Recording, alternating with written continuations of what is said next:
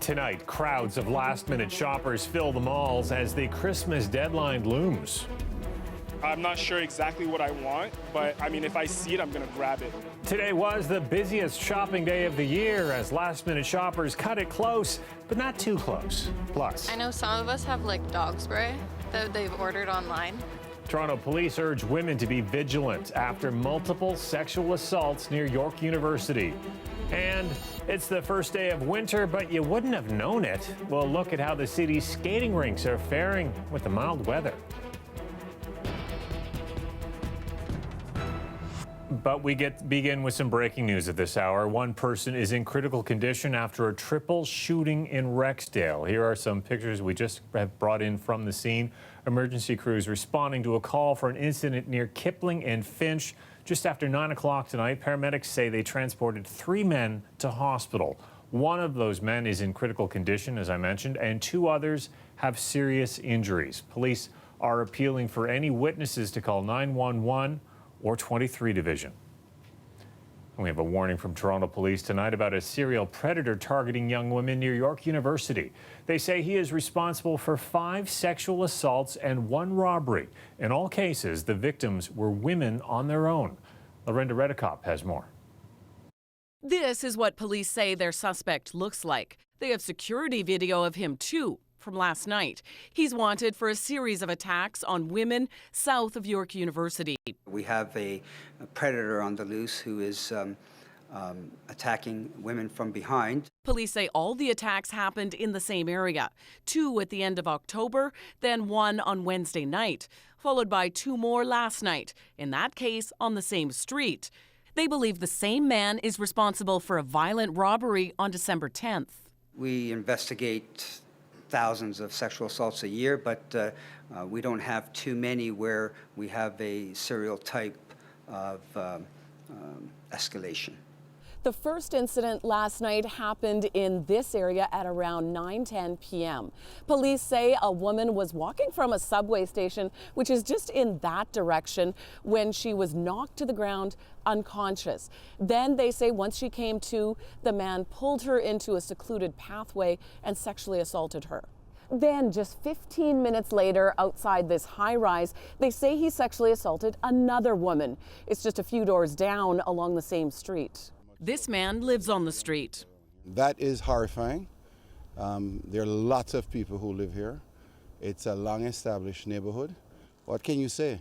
Catch him quickly, or, buddy, turn yourself in. York University put out a warning on its website. It says it's also stepped up security. Officers are suggesting women be aware of what's going on around them, especially if they're walking alone. I know some of us have like dog spray that they've ordered online to like use as self-defense in worst case scenario, but most of the time if it's dark out, we'll call each other and see who's home. Police describe the suspect as 18 to 25, black with a thin build, clean cut with short black hair. Lorenda Redekop, CBC News, Toronto. And we are following a story out of Smithville, that is just south of Grimsby, where the province's Special Investigations Unit has been called in. Here's what we know. The SIU says police were called for reports of 2 people tied up in a basement. Once on scene, Niagara police say a 46-year-old man fled. He was later located by police and an officer opened fire. The man was injured and taken to hospital. Officers then went into a nearby home and found 2 people with what they called critical injuries. They were taken to hospital. Police say no officers were injured. And friends and family of Jonathan Gale West paying their respects tonight. The 29-year-old died last week, found shot in a car near Dixon and Islington. He was the 93rd homicide of the year, but as Taylor Simon tells us, his friends are remembering him as an aspiring sportscaster. Always giving, always caring, always considerate of others. Dozens packed into a Whitby funeral home, saying goodbye to Jonathan Gale West, Johnny to many here. Johnny would always kind of get me out of trouble, I guess you could say. I just look at him as a guy that would do anything for you. He's a happy young man and very ambitious, loved by his family. I have nothing negative to say about him. Very lovely person, and I'm saddened by all of this. Last Wednesday, police found the 29-year-old alone in the driver's seat of a car near Islington Ave and St. Andrews Boulevard. The car drove off the road, stopped by a group of trees. Police say he'd been shot and died at the scene. How it happened, it was a complete shock. You know, it's still surreal to this day. So. Gail West was a story editor for TSN and a lover of sports. Friends say he dreamed of hosting his own show. The network released this tribute to him days after his death. John will be remembered as a warm, generous person who was always laughing and smiling, and someone everyone wanted to be friends with. Homicide investigators haven't identified any suspects. They're still asking for witnesses to come forward. That's also the ask from friends tonight. If you know anything, you know, contact the police and let them know, because, you know, none of this makes sense. And, you know, he was an honorable guy, and, you know, he'll forever be missed. Johnny, I love you. You're my brother, and I know you'll always be there. A celebration of life service will be held for Gail West in Oshawa tomorrow morning. A funeral in Whitby will follow. Taylor Simmons, CBC News, Whitby.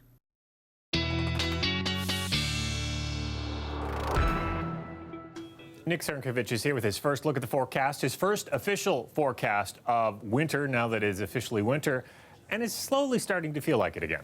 Yeah, it definitely is, Mike. Winter, of course, kicking in 5:23 this afternoon, and with it, temperatures starting to drop. Now, today we were up at 5 degrees, but through tonight, we're looking at temperatures dropping down to about -2. It comes with a few flurries across the region, but for the most part, it should stay dry, just cloudy. And then into tomorrow afternoon, we're looking at things clearing out. Tonight, though, it is a cool one, -2, but with the winds 30 to 50 kilometers per hour, feeling closer to -8, 0 for tomorrow. Again, the risk of a few flurries, winds sort of petering out by the evening, and temperatures hover around that all the way through till Christmas. More on that coming up in just a bit. Okay, thanks, Nick. You bet. Are you resting up tonight after a hectic day at the mall? Today was the busiest shopping day of the season, peaking around 2 o'clock with 700 transactions a second nationwide. Kelda Yun braved the crowds of last-minute shoppers at the Eaton Center. Inside the mall, it's bustling, and people are hustling, trying to get those final names checked off their list. I have 3 brothers, 2 daughters, a large extended family, so I'm finishing all of the stocking stuffers and the last-minute gifts. Megan Kilty is hoping to get her long list checked off today. And she's not the only one doing some last-minute holiday shopping. So how much holiday shopping do you have left to do? Most of it. Most of it? Oh. Yes. I couldn't find this specific thing. I've been calling all over the city trying to get it. Gotta get something for the wife now. Manera says there is one big reason it's the busiest day at the mall: plain procrastination. If you procrastinated, online shopping is becoming less of an option after today. So you need to get out to the mall, get those last minute items, and then start picking up the food and liquor for the feast. Me preferably, I would rather do it online, but when you get this tight and this close to Christmas, you need to be in person. There's also the recent Canada Post strike that may have detracted people from shopping online. But according to Michael LeBlanc from the Retail Council of Canada, most of us still choose to shop the old-fashioned way. 26% of people said they do most of their shopping online over the holidays, 74% in store. Overall, e-commerce is only about 8 to 10% of retail. 90% of retail still happens the way it always has. I prefer buying in store because I like to touch and feel what I'm trying to buy, and especially because it's gifts. People love to shop. You know, while we talk about online and it is growing at large scale, it's really, we're still shopping because shopping is an experience. Though for those caught in the middle of the last-minute holiday rush, today can't end soon enough. I'm happy to be done by noon and then get out of the mall. Overall, Manera says that people are also spending more. They say that Canadians are spending about 6 to 8% more every year. As for stats for today, we won't get that until later on, possibly the new year. But they said last year on the Friday before Christmas, they saw 12 million transactions, and they're expecting similar numbers this time around. At Toronto Eaton Centre, I'm Kelda Yun, CBC News, Toronto. That was also the busiest travel day of the year at Pearson Airport. 135,000 people passing through today. If you're heading there this weekend, the airport has some advice to help make your trip smoother. Use your airline's check-in app or the website, so check in online. Second thing, call your airline. Make sure that your flight's on time and it hasn't been changed. And the third is arrive early. Pearson expects to handle 2.8 million passengers over the holidays. It is adding extra staff and even has a small army of volunteer greeters. One final piece of advice: if you have wrapped presents, put them in your checked bags. If they're in your carry-on, security may ask you to open them up for inspection. Several horses have been killed and many more injured after a tragic barn fire at a horse racing stable north of Milton. I'm Greg Ross. I'll tell you what started this fire and about a frantic rescue that saved the lives of more than 30 horses. That story is coming up.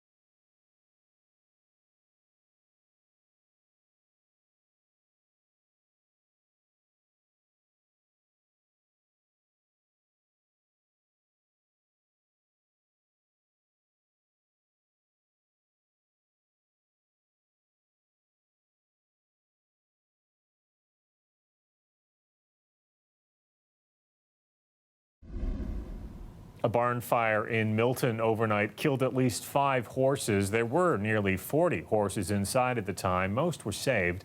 This happened at the First Line Training Center. Greg Ross tells us more about the rescue. Flames were shooting up higher than the barn. Joe Stutzman owns the First Line Training Center and lives on the property. He and one of his farmhands were the first on scene of the fire just after 1:30 this morning. He says they immediately went to work trying to rescue the horses that were in the barn. They're going crazy. I mean, they're kicking the walls and screaming. I mean, it just tears at you. Like when you hear something like that, and you feel like helpless, that you can't do anything. Within minutes, firefighters arrived. A couple of guys who were experienced in handling horses, and they went in and rescued the horses and handed them out to us, and we took them away as fast as they got them out of the barn. There were 37 horses in the barn at the time of the fire. 2 of them died before they could be rescued. 3 more were put down later. There's probably no words to describe it. It's terrible. Mark Stacy is the head trainer for all of the horses in the barn. He was also part owner of 2 of the horses that died. And then we have another 6 in Guelph at the hospital right now, so we're just keeping our fingers crossed on them. Fire officials say it was an electrical fire that started here on the outside wall of the barn. The only ignition source is the tractor and an extension cord that was plugged into it. What exactly failed, I don't know. I have an electrical engineer on the way here now to examine that. The fire was discovered very quickly. Otherwise, it could have been far worse, something Stutzman knows all too well. I lost horses in the fire back in '92 at Mohawk when they lost 69 horses, so it was like a terrible flashback. Several of the horses that were in the barn were scheduled to compete at Mohawk Racetrack this weekend, including one of the horses that died. All of the surviving horses that were not injured are being housed at Mohawk Stables for the time being until the barn at First Line Training Center can be repaired. Greg Ross, CBC News, Milton. Well, it is the first day of winter, even if it didn't feel like it this afternoon. This week's warm weather has made it challenging for the city to get its skating rinks in good order. So what goes into keeping the ice nice? Ali Chiasson asked the experts at the Bentway Skating Trail. The Bentway. It's quite fabulous. So you can skate from noon to 9 during the week, noon to 10 o'clock on Fridays and Saturdays. Am I getting that right? That's right. Okay. On Thursday evenings, you can skate for free, and that's also when you can get a skating lesson. Might have to book myself for one of those because this feels like I'm cheating. How do you guys keep it cold when you have mild temperatures? Just behind us in shot is a giant concrete slab in the sort of loose figure of 8, hence we're skate the 8 in the 6 this year, and underneath is 16,000 meters of plastic piping connected to a CO2 glycol refrigeration plant in another room, and that enables us to chill the base bed of concrete underneath and start building up the layers of ice. It's keeping it cold that will be the hard part. The Bentway had to close a month early last year because of a warm spell. I recall around Valentine's Day last year, it was plus 14 degrees. That's a challenge for everybody. We're trying some different chilling methods, and we fingers crossed. Despite the mild start to the winter, we've had a good season actually. 8 of 52 rinks in Toronto are closed right now, mostly due to construction, and we've got a couple that are closed for the season for mechanical issues. We have a major issue at Ramsden Rink. We're a part called the chiller has malfunctioned, and the delivery time for a new chiller is like 12 to 14 weeks, so it's not feasible for the season. We're going to work to put in a natural ice rink there once it's colder, so we don't have any refrigeration, but we will flood the pad and try to get some ice there, so at least we get some usage out of it for the season. Because who wants to miss out on our national pastime? Ali Chiasson, CBC News, Toronto. I think an old one back in the day was Hogtown. I prefer to call it the 6 or the best city in Canada. T-Dot, probably. It's the easiest way to say it. Do you know where Maple Valley is? No, I don't. No? Is that in Toronto? Apparently, Maple Valley is Toronto, at least according to a writer with The Economist magazine. How's that going over with Torontonians? We'll talk about it later on.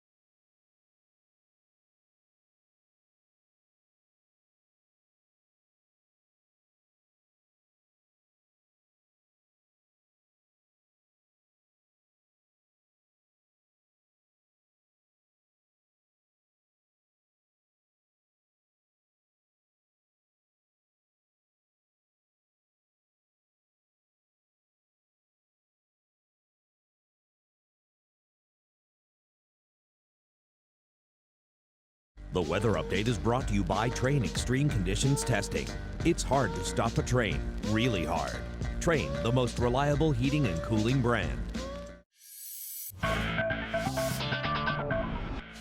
The Raptors in their OVO Gold hosting Cleveland tonight. Both sides dealing with injuries to key players. It's Kawhi Leonard to OG Anunoby stepping up for Toronto tonight. Leonard would finish the game. Here's Kawhi finishing the game. He had to have 37 points, while Anunoby would tie 2 career highs with 21 points and 8 rebounds. Watch this. Raptors win 126-110 and improve their NBA best record to 25-9.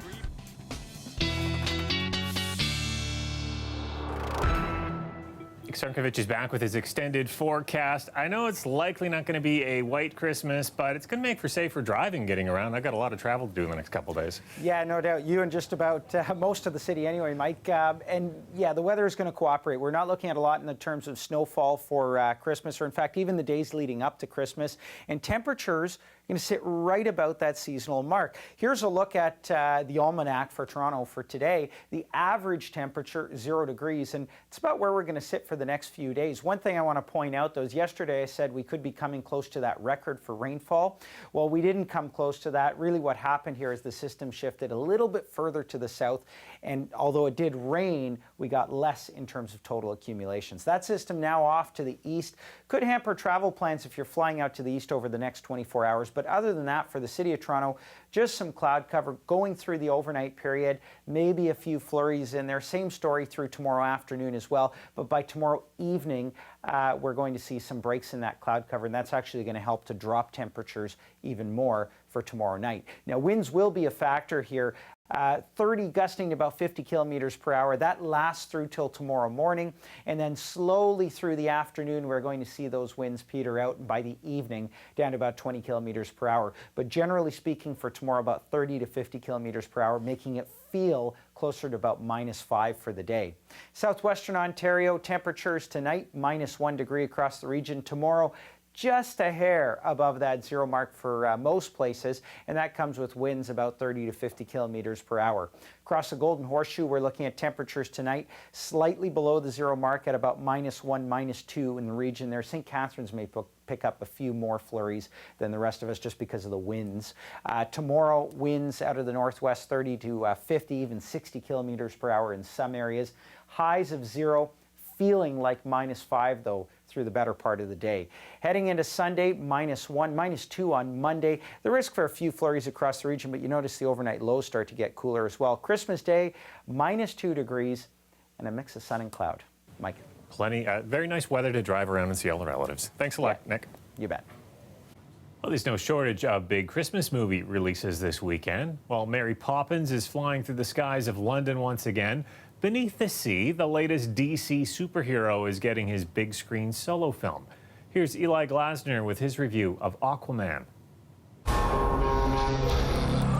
They made me what I am. Aquaman is not a good movie per se. Permission to come aboard.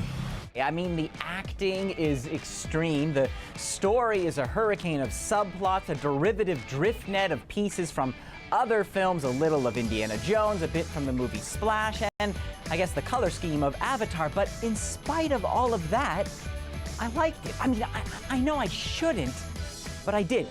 We could unite our worlds one day. So now we have little Arthur, half Atlantean, half human. Doesn't really get along with his fellow students, but the fish get him. Hey, buddy, you that fish boy from the TV? That's right. Aqua Bro, a man who can swim like a torpedo, has an amazing collection of tats, and can lift a submarine to save the day. All he wants to do is sit back and enjoy a few brewskis, but then Mera, the daughter of King Nerus, arrives. Oh, hi, Dolph Lundgren. And there's Amber Heard and her unfortunate costume. Your half-brother, King Orm, is about to declare war upon the surface world. The only way to stop this war is for you to take your rightful place as king. Trust me, I am no king. Now, this movie is ridiculous and overwrought, but the reason it works as well as it does is thanks to Jason Momoa. As someone who was born in Honolulu and moved to Iowa, he's used to playing someone who's a fish out of water, as it were. Director James Wan swamps the screen in spectacular vistas. Maybe to distract us from the soap opera-rific acting. There are battle scenes that look like Barbarella meets Tron. Now, clocking in at 2 hours and 22 minutes, Aquaman overstays his welcome and then some, but you have to admire its audaciousness. The underwater fight sequences work surprisingly well. Just look at this fishy Braveheart battle at the bottom of the sea, and you have to hand it to a film that is so over the top. By the time Patrick Wilson dons the classic Ocean Master costume, it fits right in. And talking about fits, hey look, they brought back the orange and green. Sure, they're pandering to fans, but I'll take it. That was awesome. 3 stars out of 5.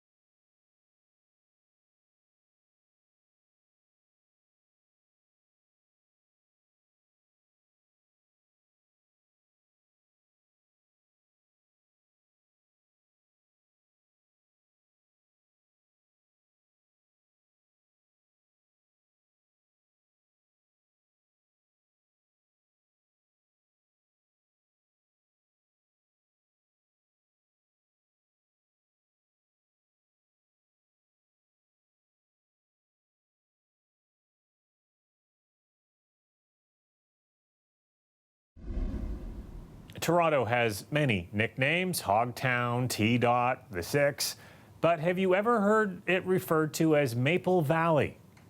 I didn't think so. The magazine The Economist recently wrote about how tech talent from the U.S. is moving north of the border and dubbed our city with that new Maple Valley moniker. Of course, a play off of California's tech hub, Silicon Valley.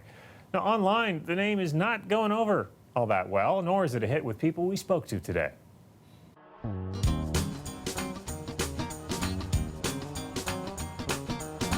Maple Valley. Close to the Don Valley? Like a mountain resort, something like that. Are they talking about the project down by the lake shore? Like a really quiet suburb right outside of Toronto? Maybe our battle with maple syrup. You just kind of assume maple is like maple syrup. The Canadian thing because it's maple, I don't know. Is there also a valley? Oh, there's a down valley. I don't understand where it comes from. I feel like maybe the name is throwing people off, like Maple Valley. I think that's a very quaint stereotypical name for Toronto. It's not as catchy as Silicon Valley. When you think of like StubHub being here, when you think of the large Uber offices, absolutely, that's relevant. No, it's not. It's not going to catch on. Well, that's our show for tonight. Thanks for watching. I'm taking some time off for the holidays, so let me take this time to wish you a very Merry Christmas if you celebrate it, and a Happy Tuesday to everyone else. I'll see you in the new year. Good night.